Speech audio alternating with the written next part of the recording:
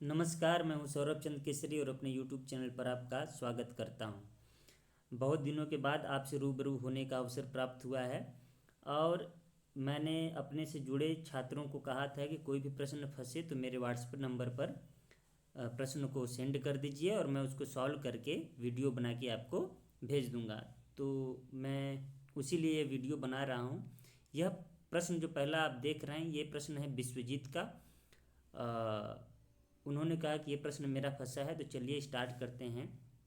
प्रश्न पढ़िए। कह रहा है कि एक कक्षा में छात्रों में पहले छात्र को 2 टॉफियाँ, दूसरे को 4 टॉफियाँ, तीसरे को 6 टॉफियाँ और इसी प्रकार सबको दिए गए थे।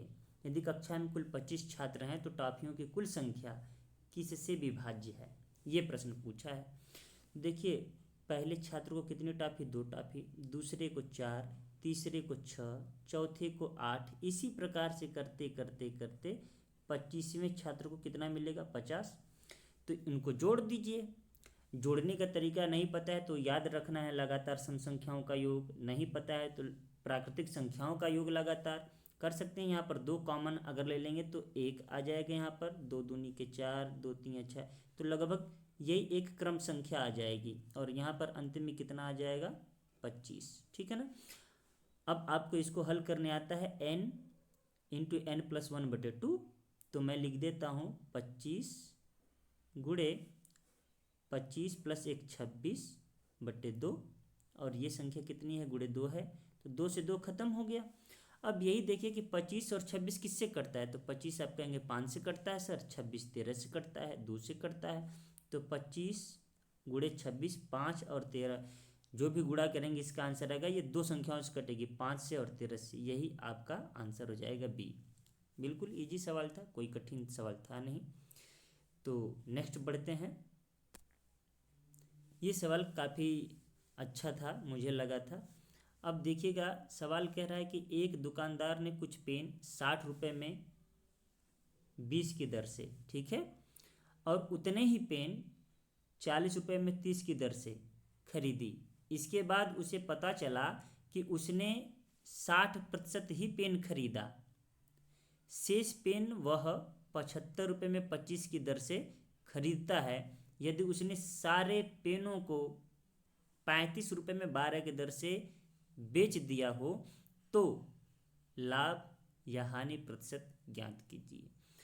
तो पहले तो हमें यह देखना है कि कुल कितने पेन हमने खरीदे और कितने में खरीदे। जब तक आपको क्रय मूल्य अर्थात सीपी नहीं पता चलेगा तब तक आप लाभ अथवा हानि का पता नहीं कर सकते। तो यहाँ पर हम देखते हैं, इस तरीके के सवाल को हल करने के लिए हम एक तरफ क्या लिख लेते हैं कि पेन, ठीक है, और एक तरफ हम यह लिख लेते हैं कि रुपए हमारे कितने लगे हैं। देखिए पेन कितनी है भाई, तो आप कहेंगे 20। उसके लिए कितना रुपये हमने दिया? 60। पेन कितने हैं? कहेंगे 30। उसके लिए हमने कितना दिया? तो कहेंगे 40। तो ये देखिए यहाँ पर कह रहा है कि उतने ही पेन 40 रुपये में 30 की दर से खरीदी। ठीक है ना, यहाँ पर ढक गया है थोड़ा सा। उतने ही पेन, तो पेन की संख्या को हमें क्या करना होगा? बराबर। और पेन की संख्या को बराबर करने के लिए इन दोनों का एलसीएम लेंगे। एलसीएम जो आएगा उसका गुणा करेंगे।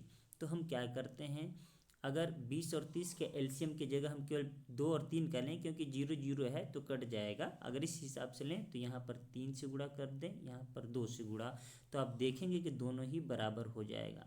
और याद रखिएगा, जब ये गुणा कर रहे हैं तो आप केवल पेन में ही नहीं कर रहे हैं बल्कि इस रुपीज में भी कर रहे हैं। ठीक है, तो आप देखिए 3 दूना कितना हो गया? 60 पेन, 3 दूना 6, ये भी 60 पेन। दोनों देखिए पेन बराबर हो गए कि नहीं? अब जब पेन बराबर हो गए, ये 60 दूना 120 पेन हुआ। आपके पास टोटल कितने पेन हुए? 120। अब रुपए कितने हैं? तो 3 का गुणा 6 में करेंगे तो 180 रुपये हुए। क्लियर हुआ? अब 4 दूना 8, इसका हुआ 80 रुपया। तो हमारे पास रुपए कुल कितने हो गए? 260 रुपया। क्लियर हुआ? इस बात को आपको ध्यान रखना है कि हमारे पास 120 पेन 260 रुपये में हमने खरीदा है। ठीक है ना, ये रुपीज है। अब देखिए कह रहा है कि उसे बाद में पता चला कि वह सिर्फ 60% ही पेन खरीदा है। मतलब यह जो 120 है वो 60% का वैल्यू है। कितने का वैल्यू है? 60% का वैल्यू है। और कहता है शेष पेन, जितने भी पेन बचे हैं वो 75 रुपये में 25 की दर से खरीदा है। ठीक है, तो अब 40% का वैल्यू अगर निकालेंगे तो कितना होगा? तो यहाँ पर मैं हल कर दे रहा हूँ कि देखिए 60 दूना 120, ठीक है ना। तो 1 बराबर अगर 2 आ रहा है आपके पास, तो बताइए 40 बराबर कितना आ जाएगा? 80 आ जाएगा कि नहीं आ जाएगा? तो मैं यहाँ पर लिख दे रहा हूँ 80, ठीक है। तो 40% बराबर 80 पेन। क्लियर हुआ कि नहीं? अब आप देखेंगे कि टोटल पेनों की संख्या कितनी हो गई? 200। क्लियर है? अभी 200 पेन हुए हैं हमारे पास। अब आपको ध्यान देना है कि हमारे पास 200 पेन तो हो गए हैं, लेकिन रुपया कितना खर्च हमने किया है?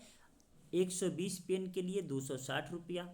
तो 80 पेन के लिए कितना खर्च किया? तो हम यहाँ पर देख रहे हैं कि 75 रुपया 25 की दर से, मतलब 25 पेन 75 रुपया में खरीदे। तो एक पेन कितने में खरीदेंगे? तो 25 से 3 75, एक पेन हम 3 रुपये में खरीदेंगे।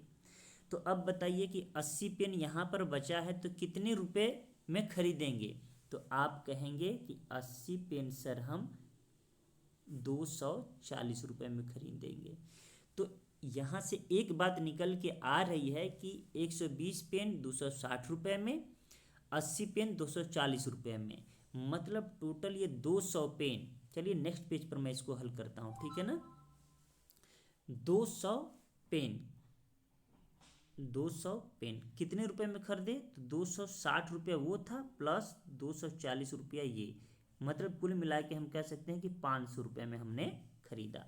तो अब आप बताइए कि 500 रुपये में हमने कितने पेन खरीदे? 200 पेन खरीदे।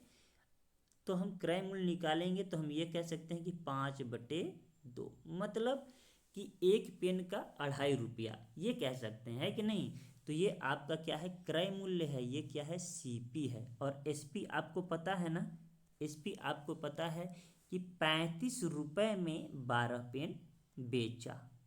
क्लियर है? तो अब इसी को आप हल कर लीजिए, आंसर आ जाएगा। इन दोनों का एलसीएम लेंगे तो 12 आएगा। तो 2 छक्का 12, 2 छक्का 12 और 6 पंजे 30। ये समझ में आया कैसे हमने 6 से गुणा किया? हमने देखिए हर को बराबर करने के लिए 6 से गुणा कर दिया, ठीक है ना। तो 5 छक्का 30 और ये क्या है हमारा 35 से। क्यों? क्योंकि ये 12 है ही। नहीं समझ में आता तो एलसीएम लेकर के आप करेंगे तो देखिए ऐसे हो जाएगा 12, तो 2 का भाग देंगे 6 बार में गया, 6 जो आया तो 5 में गुणा करेंगे तो 30 हो गया, और ये 35 अपना है ही। तो सीपी आपके पास 30 रुपया है और एसपी विक्रय मूल्य 35 है। तो कितना का अंतर आ रहा है? आप कहेंगे सर 5 रुपये का अंतर आ रहा है। 5 रुपया अधिक है। कितने पर? तो कहेंगे 30 रुपये पर। ठीक है, अब 5/30 को क्या लिख सकते हैं? 5 एकम 5, 5 छक्का 30, 1/6।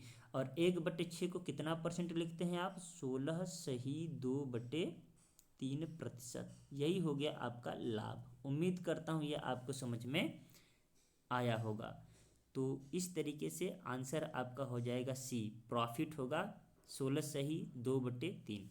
ठीक है, उम्मीद करता हूँ समझ में आया होगा। आप नेक्स्ट देख सकते हैं, यहाँ पर हम लोगों का जो ऑप्शन है, ऑप्शन नंबर सी। ठीक है भाई, हमने कहा 5/30 गुणे 100, यही परसेंटेज निकालते हैं ना, 1 से 1 5 छक्का 30, हम ये कर सकते हैं। ठीक है ना, हम जीरो को नहीं काट रहे हैं। देखिए 5 छक्का 30 कर दें, 100 में जब 6 से आप भाग देंगे तो कितना आ जाएगा? 16 से ही 2/3%। आप हल कर लीजिएगा। तो चलिए, इस प्रकार हमने आपके दोनों प्रश्नों का जवाब दिया है। उम्मीद करता हूँ आपको समझ में आया होगा। वीडियो अच्छा लगे तो इसको लाइक करें, चैनल को सब्सक्राइब कर लें, दोस्तों तक भी शेयर करें, और जिनको भी कोई डाउट हो प्रश्न में, ऐसे ही प्रश्न भेजें, मैं प्रयास करता रहूँगा आप लोगों के लिए। चलिए, तो मिलते हैं नेक्स्ट वीडियो में, तब तक के लिए नमस्कार।